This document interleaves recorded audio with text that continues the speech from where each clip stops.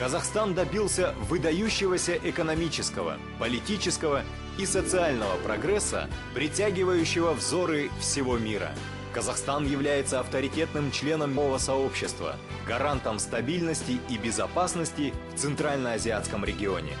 На международно-правовом уровне оформлены границы со всеми соседями, а это более 14 тысяч километров.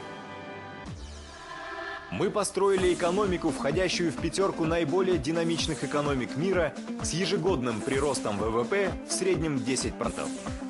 Привлечено более 40 миллиардов долларов прямых иностранных инвестиций.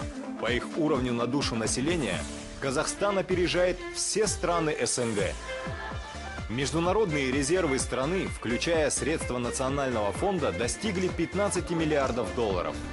Успехи финансово-банковской системы Казахстана завоевали признание на мировом уровне. Валовый внутренний продукт на душу населения за последние 10 лет увеличился с 700 почти до 4000 долларов. Мы построили гордость и символ устремленности в будущее всех казахстанцев – великолепную столицу Астану. Экономика – это Архимедов рычаг, с помощью которого возводится здание демократии. Поэтому реформы в Казахстане реализовывались по принципу «демократия через экономический рост». У нас созданы все институты демократического государства и гражданского общества. Стали реальностью политический плюрализм и многопартийность. Проводятся свободные демократические выборы. Обеспечена свобода слова.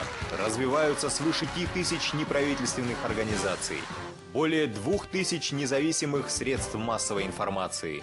Казахстан присоединился к международным конвенциям по правам человека. Ввел мораторий на смертную казнь. И самое главное и бесценное наше достояние – в Казахстане под одним высоким шаныраком в мире и согласии живут и строят общее будущее представители более 130 национальностей и 46 конфессий. Теперь наш лидер ставит перед страной новые амбициозные цели. Главное из них – войти в число 50 наиболее развитых государств мира с самыми высокими стандартами жизни своих граждан. И Казахстан к ней успешно движется по пути ускоренной экономической, политической и социальной модернизации. Уже сегодня наша страна по уровню конкурентоспособности находится на 61-м месте, опережая все страны постсоветского пространства. Экономическое развитие Казахстана является примером успеха. Этот успех основан на открытости и реформах, которые осуществляются так хорошо, что все удается. Одним из примеров является успешный банковский сектор. Немногие государства, в отличие от Казахстана, могут похвастать столь долгосрочной стратегией развития. В Евросоюзе, к примеру, подобный план рассчитан лишь до 2010 года. Но мало иметь только стратегию, следует проработать эффективную систему институтов для ее воплощения. В вашей республике она есть и действует успешно. Назарбаев в полном смысле этого слова первый президент первого независимого в истории казахского народа государства. Он сделал его с нуля.